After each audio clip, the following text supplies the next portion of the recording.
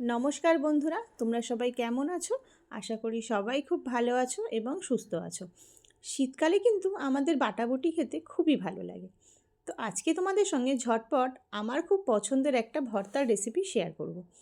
এখানে দেখো আমি 1 মুঠো চিনেবাদাম শুকনো কড়াইতে খুব ভালো করে ভেজে নিয়েছি। এরপর ওই কড়াইতেই আমি কিছুটা সর্ষের তেল এবং তাতে পেঁয়াজ কুচি, রসুন আর একটা ছোট সাইজের টমেটো দেবো। আর দেবো 4টে মতন কাঁচা লঙ্কা। এবারে খুব ভালো করে একটু নাড়াচাড়া করে নিতে হবে। এরপর দেখো এখানে আমি ভুসো চিংড়ি নিয়েছি, একদম ছোট ছোট যে চিংড়িগুলো হয়, যেগুলো বড়া খাওয়ার চিংড়ি, তো সেটা দিয়ে দেবো। দিয়ে খুব ভালো করে একটু হাই ফ্লেমে ভেজে নিতে হবে। এরপর দেখো স্বাদ অনুযায়ী আমি একটু লবণ দিয়ে দেবো। এরপর দেবো সামান্য হলুদ গুঁড়ো, একটু লঙ্কার গুঁড়ো আর সামান্য একটু হলুদ গুঁড়ো। এরপর খুব ভালো করে একটু ভাজা ভাজা হয়ে আসলে যে বাদামটা আমরা ভেজে রেখেছিলাম সেটাও আমি দিয়ে দেবো। আমি একটু বাদাম দিয়েই করি, আমার খুব ভালো লাগে।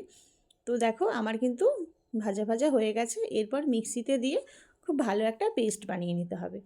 এরপর ওই কড়াইতে সামান্য অল্প আর একটু তেল দিয়ে কিছুটা কালো জিরে ফোড়ন দিলাম। এরপর ভর্তাটা দিয়ে দেব, দিয়ে তাতে সামান্য একটুখানি চিনি দেব। চিনি দিলে কি হয়, স্বাদটা খুব ভালো আসে। এরপর দেখো আমি একটু সামান্য ধনেপাতা কুচি দিয়েছি। শীতকালে কিন্তু যে কোনো ভর্তাতে ধনেপাতা কিন্তু মাস্ট।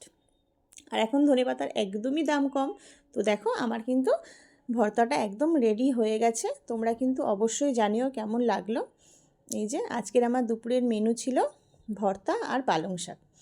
আমি শাক পাতা খুব ভালো খাই, আর ভর্তা হলে তো আর কিছুই লাগে না।